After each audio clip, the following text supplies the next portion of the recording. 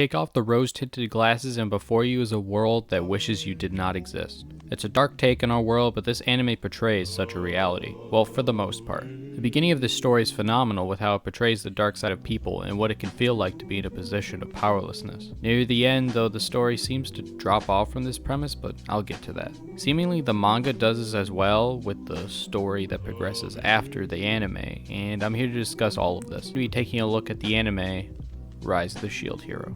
Now, Fumi since the very beginning was discriminated against by the rest of the fantasy world he was transported to, because he's the shield hero. After being betrayed by everyone around him, he goes down his path alone, without the aid of any companions. The only people he's willing to trust are those who are incapable of betraying him, which in this case are slaves, with a mark that forces them to comply with their owner. Over the course of the story, he grows more attached to the girl he bought originally, Raftalia, and then the filial Philo. The dark themes are executed very well as he tries extra hard just to keep up with the other heroes who have an easier time leveling because of their offensive weapons, such as a sword, lance, and a bow. For the majority of the story's beginning, it very much emphasizes the cruelty of human beings and what being a recipient of such cruelty can do to a person. Being the only one of the cardinal heroes to feel such strong negative emotions, he becomes the only one capable of utilizing the rage abilities. The whole first half, maybe a bit over that of this anime, is dedicated to his journey of acceptance and overcoming the bulk of his rage. But after this point, the story takes an odd turn.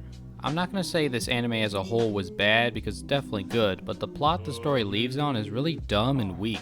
The story has a unique premise similar to ReZero in many ways, but then the story is just devolving into the main character being more powerful than everyone else and becoming their true hero. It just feels so scummy that I was sold a unique story with interesting characters and a new journey to go on when it just turns into this generic, bland story that has no business being here. Many different people on this platform have talked about what it means to subvert expectations, and this is an example of how not to do it. I'm not sure what the author's plan is for this story as I haven't read the source material, but this does not look good. The anime ends off with the kingdom loving Fumi, the evil princess and king mostly disposed of, and his power surpassing the other heroes to the point of making them irrelevant. All of this destroys all of the messaging and themes of the story. The idea of exploring the underbelly of society and people is just ripped away for Fumi's life of luxury. Imagine if in ReZero halfway through the season, Subaru got together with Amelia and then everything was solved. It would feel pretty cheap, bland, and weak, right?